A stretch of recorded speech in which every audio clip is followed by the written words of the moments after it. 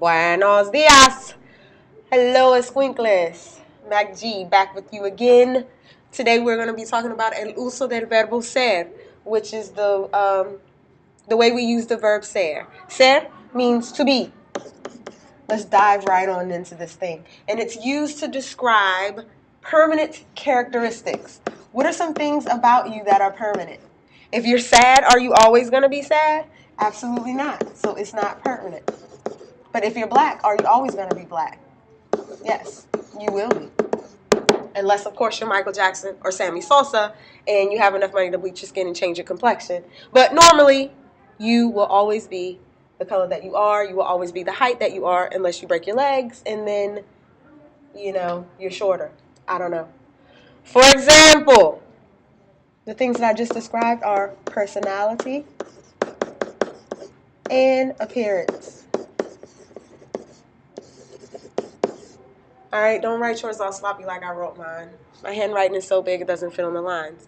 All right, so translated, let's not go to the translated form. Let's first look at the verb ser in all its forms. You can't just say I be, he be, she be black, he be white, he be tall, she be short. We can't say that. We have to change it, okay? And that word change is conjugate. We have to conjugate this verb. So let's look at it.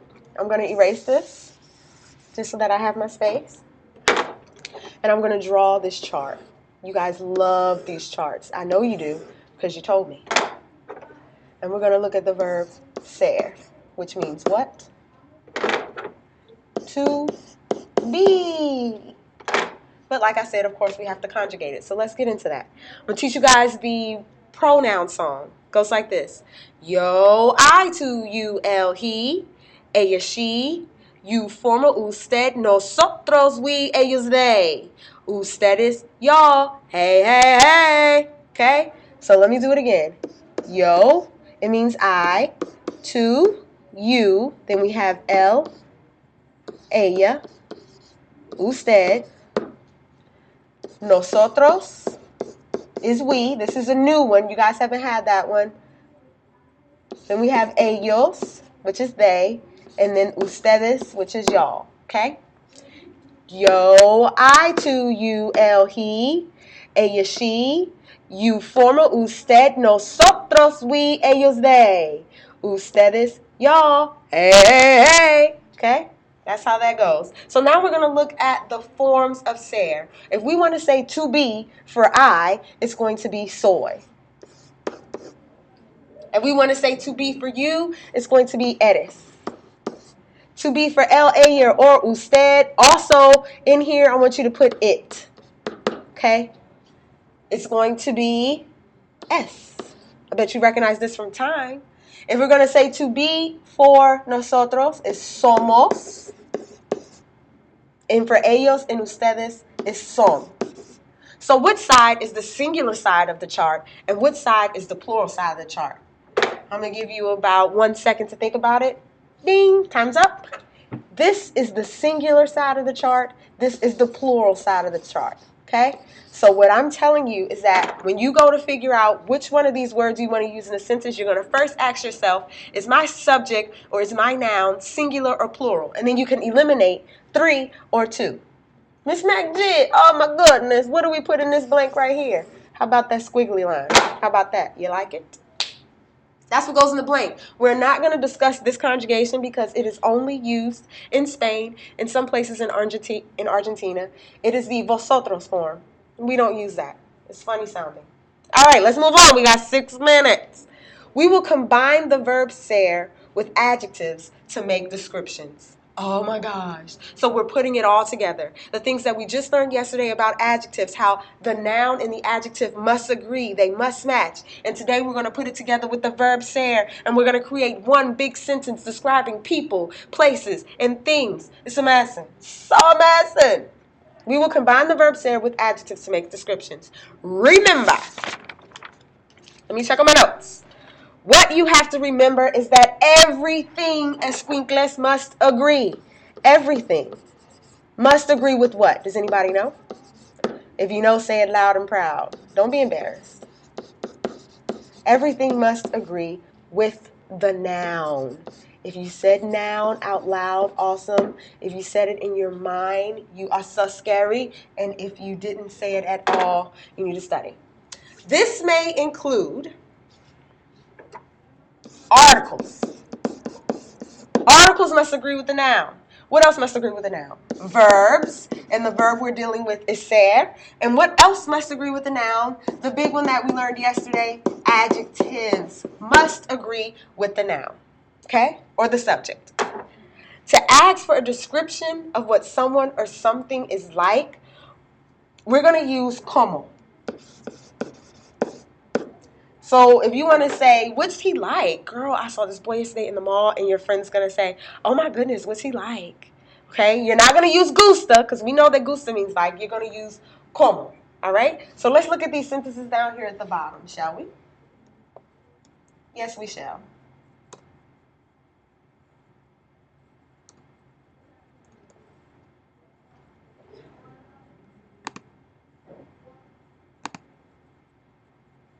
All right, as soon as I can figure out how to scroll down, guys. Grr. All right. All right, that's not really scrolling it.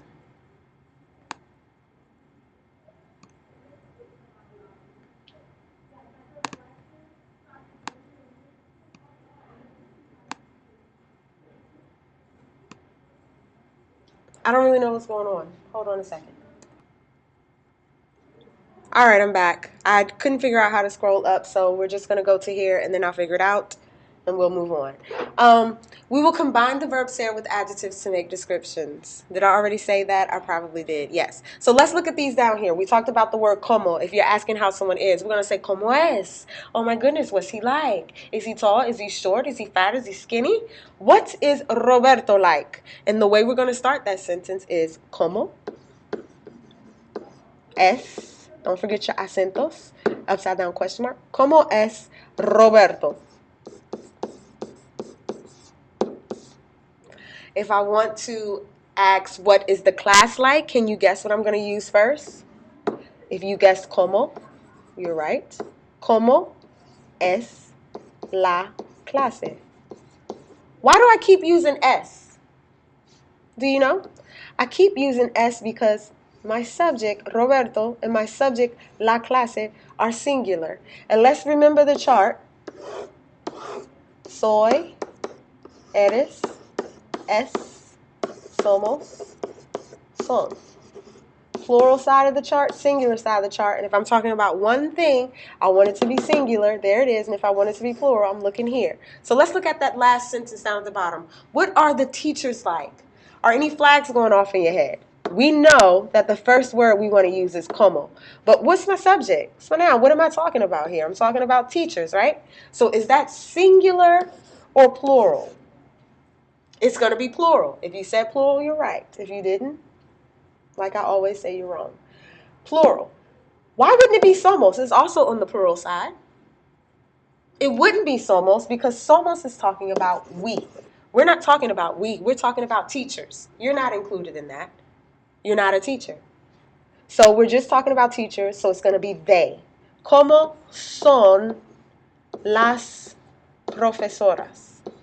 All right. How did I know it was a group of feminine teachers? I didn't. I just guessed. That's what I used. All right. So now we know how to make questions. Let's make answers. Let's write some answers. ¿Cómo es Roberto? I know Roberto.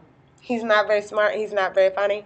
But for the sake of the exercise, he's smart and funny.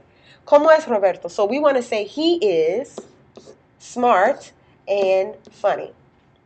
Let's do it. He is. Which one of these would I use? Soy, eres, es, somos, son. My first question is, am I on the singular side of the chart or the plural side of the chart? I'm on the singular side. So I'm going to say es inteligente y chistoso. What about cómo es la clase? What's the clase like? Am I going to be on the singular side or the plural side of the chart? I'm going to be on the singular side of the chart. So, es interesante y difícil. Of course, we're not talking about Spanish class because Spanish class is not difícil. It's so fácil.